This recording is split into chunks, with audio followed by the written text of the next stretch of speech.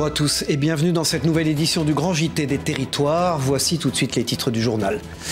La protection de l'enfance traverse une crise, pénurie de personnel et salaires jugés trop faibles. La colère gronde. Les professionnels du secteur manifestent partout en France. Ils exigent reconnaissance et soutien immédiat. Nous irons dans la Sarthe avec ce reportage de notre partenaire LMTV Sarthe. Dans ce journal également, une cérémonie prestigieuse au palais de l'Élysée. 2 classes d'un lycée des Yvelines récompensées pour leur lutte contre le harcèlement. Le président de la République les a accueillis sur place. C'est une reconnaissance exceptionnelle pour ces étudiants. Nous y reviendrons avec notre partenaire TV78. Comment éviter les feux de forêt à l'approche de l'été? Les pompiers se préparent avec des exercices grandeur nature. En Moselle, une simulation spectaculaire a lieu chaque année. Nous irons sur place dans un reportage de notre partenaire Moselle TV. C'est une grande nouveauté dans le monde viticole. Un dispositif unique au monde a été dévoilé après des années de recherche. Il protège les vignes des intempéries et des maladies. C'est une avancée inédite pour l'avenir du vin. Nous y reviendrons dans un reportage de notre partenaire TV7, la chaîne du groupe Sud-Ouest. Je vous l'annonçais, manque de personnel et salaire bas. Les professionnels de la protection de l'enfance manifestent partout en France. Devant la préfecture de la Sarthe, des assistants sociaux et des psychologues se sont rassemblés. Ils réclament plus de reconnaissance et de soutien. Dans le département, des centaines d'enfants n'ont pas accès à un éducateur spécialisé. Un reportage d'Alexandre Ferrer pour notre partenaire LMTV Sarthe. La protection de l'enfance en danger. Le syndicat appelle à une manifestation devant la préfecture de la Sarthe pour une meilleure considération du secteur.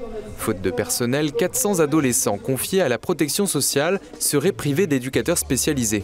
Certains services connaissent une nette augmentation du nombre de jeunes accompagnés. Par ailleurs, une part importante de jeunes est confrontée à une expulsion chronique durant leur enfance et pendant leur placement, une situation qui concerne beaucoup les jeunes majeurs. Le département considère aujourd'hui qu'à 18 ans, les jeunes doivent s'occuper d'eux-mêmes. Donc ça veut dire financièrement, au niveau de l'insertion, etc., l'accès au logement. Et on sait bien que c'est très compliqué. Les professionnels protestent aussi pour leur salaire peu valorisé, compris à 50 € au-dessus du SMIC pour le plus haut niveau de diplôme dans ce secteur. Les professionnels et syndicats dénoncent un manque d'attractivité du métier. Les plus bas salaires qui vont être des agents administratifs, agents de service intérieur, eux ils sont payés sous le SMIC, ils ont une prime de rattrapage et ils vont mettre 10 ans à pouvoir rattraper et à augmenter leur salaire. Et en fait, on se dit c'est pas possible. On se retrouve à faire des études, à s'occuper de personnes en difficulté, avec une charge mentale importante. Et en fait, on est payé à les pâquerettes. Aujourd'hui, près de 50 000 postes sont vacants en France, un effet qui impacte directement les professionnels actifs. Une délégation s'est tenue à la préfecture entre des représentants du CGT Santé Action Sociale 72 et le cabinet du préfet. C'est une visite exceptionnelle. Sur ce site en Haute-Marne, plus de 100 civils et militaires veillent à l'approvisionnement des armées en matériel médical. Pour la première fois, cette activité stratégique ouvre ses portes aux visiteurs. Les élèves de cette école primaire ont eu le privilège de découvrir, vous allez le voir, ce lieu essentiel. Un reportage de Philippe Gueltaz pour notre partenaire Puissance TV sur place. Ce sont les invités d'honneur pour la traditionnelle levée de drapeau. Les élèves de l'école primaire de Marolles sont les premiers à visiter l'établissement de ravitaillement sanitaire des armées basé sur la commune. L'objectif de cette rencontre, c'est assez simple, c'est d'associer au cours de la séquence de montée des couleurs, comme on dit, de pouvoir associer une classe qui puisse participer à cette séquence patriotique et de transmission des valeurs républicaines. Une visite républicaine, mais aussi historique. Ici, c'était un dépôt médical et de l'autre côté, on avait un hôpital de réserve. Et en 1968, le ministère des Armées a récupéré le site et il l'a transféré au service de santé des armées. Des établissements comme celui-ci, il n'en existe qu'un seul autre en France. Les visites de ces sites sont extrêmement rares car leurs missions sont stratégiques. La première, c'est de réceptionner, stocker et distribuer les produits de santé à l'ensemble des professionnels du service de santé des armées, où qu'ils soient à travers le monde. On a ensuite une seconde mission très importante qui est la constitution et l'entretien des unités médicales opérationnelles pour répondre aux contrats opérationnels. Et la troisième mission, c'est la maintenance biomédicale de nos matériels de santé. Dans les prochaines années, le site va s'agrandir et accueillir un bâtiment de nouvelle génération afin de répondre aux exigences des lois de programmation militaire. Partiellement automatisé, avec une capacité de stockage multipliée par 4, qui nous permettra de répondre aux défis des engagements et des hypothèses d'engagement des années 2030. Une armée qui ne prépare pas que ses équipements au futur et espère peut-être susciter des vocations. C'est déjà acté, les autres écoles des environs visiteront également cet établissement. Et puis des étudiants au palais de l'Élysée, une cérémonie de remise des prix sur le harcèlement s'est tenue en présence du président de la République Emmanuel Macron. Parmi les lauréats, 2 classes d'un lycée des Yvelines ont brillé. Les élèves ont réalisé un court-métrage poignant sur le harcèlement. Cette reconnaissance est le résultat d'un travail de très longue haleine. Un reportage signé Mickaël Elmidoro pour notre partenaire TV78. Des élèves yvelinois à l'Élysée, 2 classes de seconde du lycée Évariste Galois de Sartrouville ont été récompensés pour leur travail sur le harcèlement à l'occasion d'une remise de prix sur cette thématique. Ils ont pu rencontrer à cette occasion le président de la République Emmanuel Macron et sa femme Brigitte, ainsi que la ministre de l'Éducation nationale Nicole Belloubet. Je suis très fière parce que c'est une opportunité un peu unique. Enfin, ça n'arrive pas tous les jours ni à tout le monde. Du coup, je suis plutôt fière. C'était vraiment super impressionnant. Je pense que j'en garderai un souvenir. C'est super de voir que la cause elle est vraiment prise en compte et qu'on soit tous réunis ici. Ça montre un engagement qui est vraiment chouette. Au total, 51 élèves du lycée yvelinois ont travaillé sur ce projet pendant 1 an. Ils ont écrit un scénario sur un mystérieux virus du harcèlement pour sensibiliser le grand public sur cette thématique. Le virus du harcèlement envahit les lycées du pays. Pour le moment, plusieurs cas positifs déjà recensés. On sortait du Covid, on s'est dit c'est vrai, finalement le harcèlement ça peut toucher tout le monde peut être témoin, tout le monde peut être harcelé. Finalement aussi, ce qui est venu avec la discussion avec les élèves aussi, c'est qu'on peut rapidement tomber dans un groupe de harceleurs.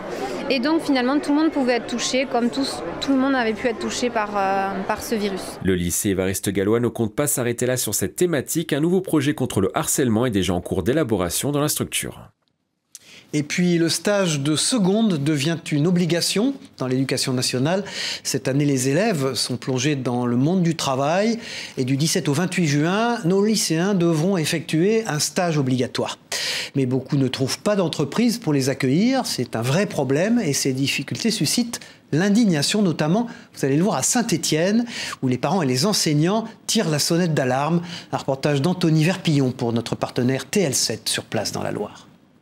Malgré les apparences, les portes se ferment de plus en plus pour les futurs stagiaires de seconde, annoncés dès le mois de novembre, mais parus seulement en mars au bulletin officiel. La recherche de ce stage s'apparente plus à une galère qu'autre chose. Il y a beaucoup d'entreprises qui ne nous prennent pas. Et puis souvent, ils nous prennent une semaine, du coup, ça nous fait faire 2 conventions. J'ai essayé de trouver des stages, j'ai fait 3 ou 4 entreprises, mais elles m'ont tout dit que elles ne recherchaient pas de stagiaires et que c'était pas possible. C'est compliqué parce que j'ai cherché, hier j'avais un rendez-vous, mais j'ai pas réussi, ça n'a pas marché. Du coup, là, j'en ai pas. Il a donc fallu se reposer sur le réseau familial pour trouver un point de chute, quitte à revoir ses plans sur les métiers à découvrir. Des connaissances, parce que c'est compliqué sinon. Mon stage de 3e aussi, j'avais fait le stage avec ma sœur. Et là, du coup, je l'ai fait avec ma cousine. J'aurais bien aimé faire un truc avec les avocats ou quoi, mais du coup, ils prennent pas. Du coup, je suis allée faire le stage avec ma maman. Des difficultés qu'avait anticipé la communauté éducative, notamment les représentants des parents d'élèves. Pour la FCPE, il était évident que 500 000 élèves de seconde en recherche de stage en même temps allaient créer des embouteillages. Et si vous n'avez toujours pas trouvé votre stage, vous pouvez vous connecter sur unjeune-une-solution.gouv.fr. Sachez aussi que le Service national universel, le SNU, pourra remplacer votre stage si vous ne trouvez pas d'entreprise. Et puis Paris dévoile la tenue officielle des bénévoles pour les Jeux Olympiques. Lors d'une cérémonie, la ministre des Sports, Amélie Oudéa-Castéra, accompagnait les premiers venus récupérer leur panoplie. Le kit unique est composé de 15 pièces identiques pour tous et en grande partie Made in France, bien sûr.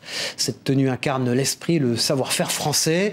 C'est un reportage de Mélanie Faure pour notre partenaire 20 minutes TV. C'est la ministre des Sports en personne qui a coupé le cordon. Amélie Oudéa-Castéra a inauguré le centre de distribution des uniformes des bénévoles des Jeux de Paris 2024. Ce mercredi matin, les 500 tout premiers bénévoles ont découvert leur tenue signée Décathlon. Le haut, une jolie veste, voilà, le pantalon et les baskets. Les bénévoles essayent les vêtements pour déterminer leur taille et l'inscrivent ensuite sur une fiche en papier. Et s'ils ne peuvent pas choisir leur tenue, qui est unique, ils semblent toutefois très satisfaits. Est-ce que c'est à votre goût ? Oui, moi j'adore le vert, donc tout va bien. J'adore le t-shirt, les couleurs, et tout est bien, et puis on est bien dedans.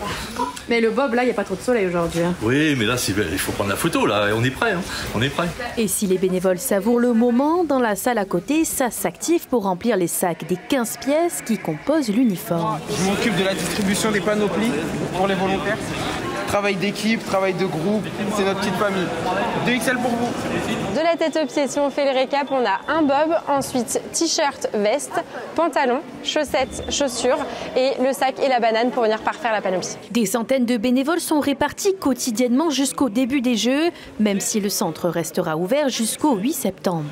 En tout, du coup, sur la distribution, donc Global France, c'est 45 000 tenues et à peu près 35 000 tenues ici à Paris. Et pour cette commande un peu spéciale, Décathlon a tenu à faire du local. Son Made in France à plus de 50%, notamment le t-shirt et les chaussettes. On nous avait demandé 30% de Made in France, c'était déjà dans notre contrat, donc le COJO était exigeant sur ce Made in France. Mais pour les porter, les bénévoles devront s'armer de patience jusqu'au 26 juillet prochain.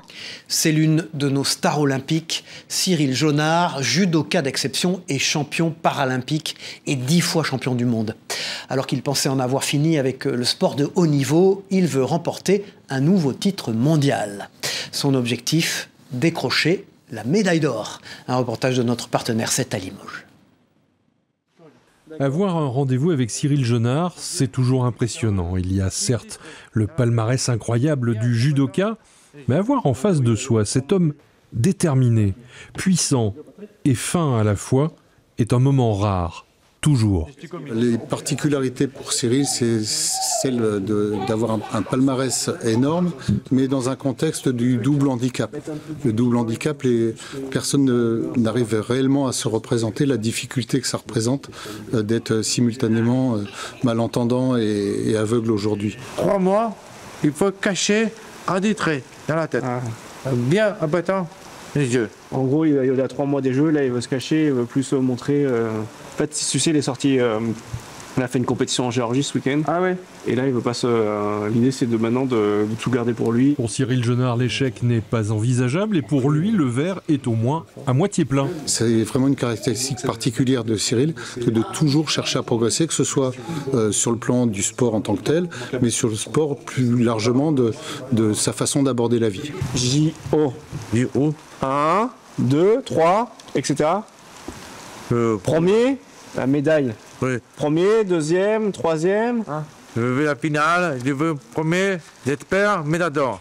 C'est un objectif ferme et définitif pour le judoka qui vient tout juste de publier avec le journaliste Kevin Kao le récit de sa vie, une flamme pour sortir de l'ombre. Éviter les feux de forêt à l'approche de l'été, c'est l'objectif. Et après une année 2023 dévastatrice, en Moselle, une opération spectaculaire est lancée pour préparer les équipes de secours. Une centaine de pompiers se sont rassemblés pour un exercice grandeur nature. Ils ont simulé un incendie couvrant des centaines d'hectares afin de se préparer à tous les risques. Un reportage de notre partenaire Moselle TV sur place.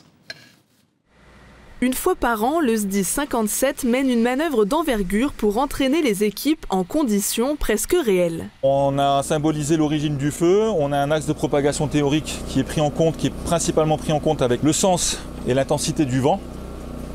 Donc on a un axe de propagation parce qu'on a un vent de nord-est, on l'estime à une trentaine de km/h, ce qui nous fait une vitesse de propagation de 500 mètres par heure. On va déployer différentes tactiques sur un estimatif horaire d'un feu qui a progressé à 30 minutes, 1 heure, 2 heures et 3 heures. Plus d'une centaine de pompiers volontaires et professionnels sont mobilisés. 25 engins sont dépêchés dans la forêt de Homboureau.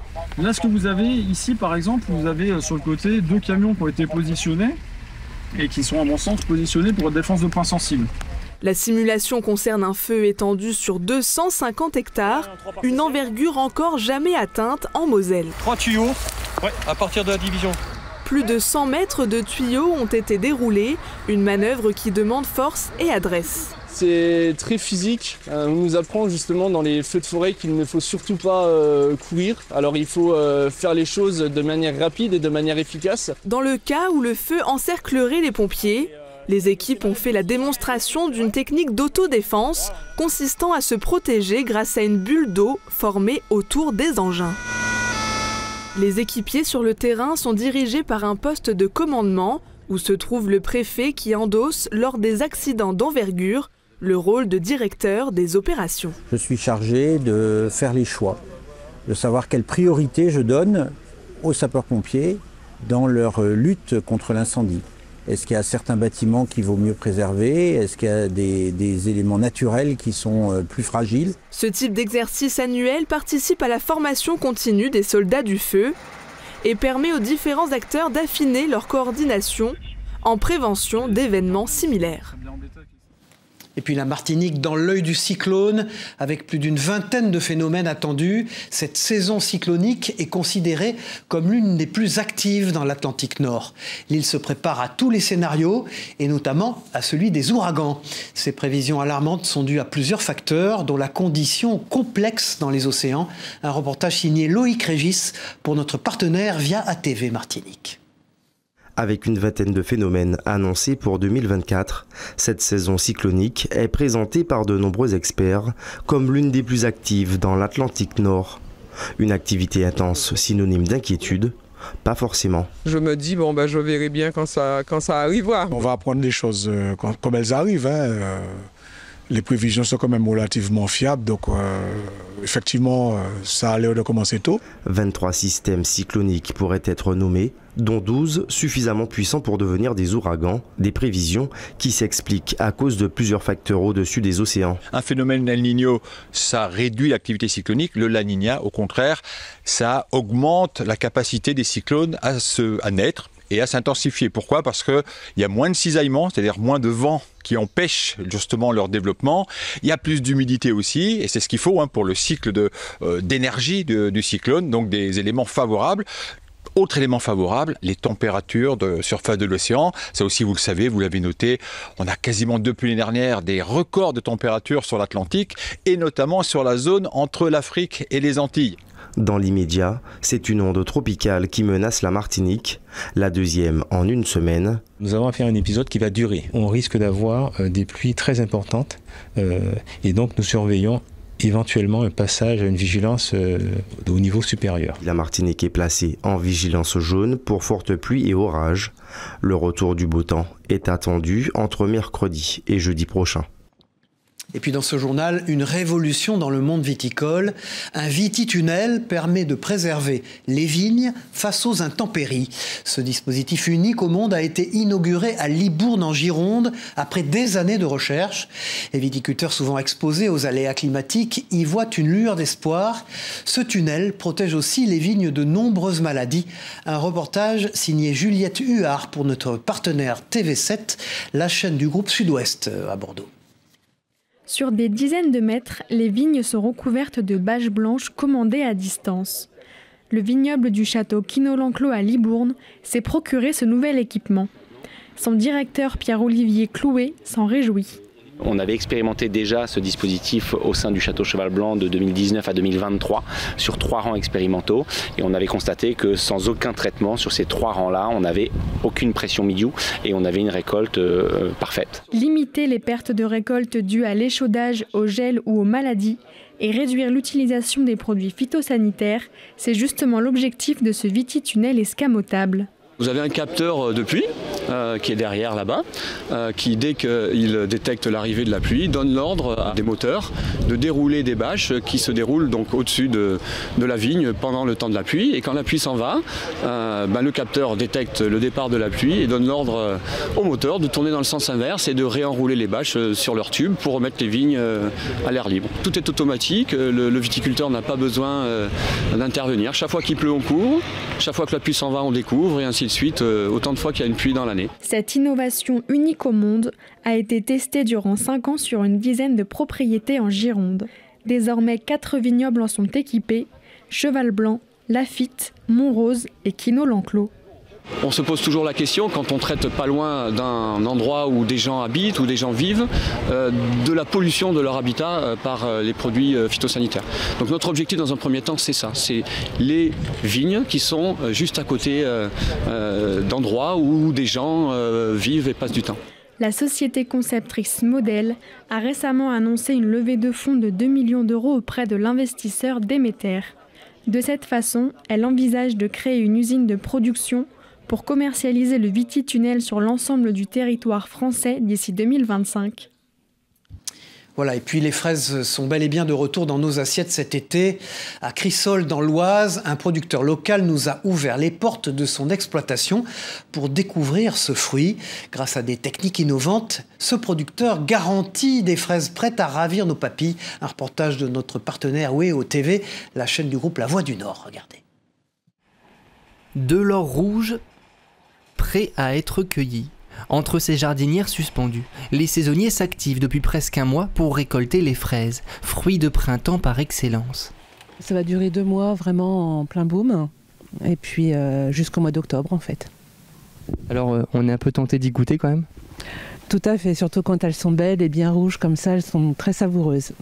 Dans cette ferme du nord de l'Oise, Paul-Henri Carlu cultive une dizaine de variétés de fraises, de la Marat des Bois à la Syrafine en passant par la classique Charlotte.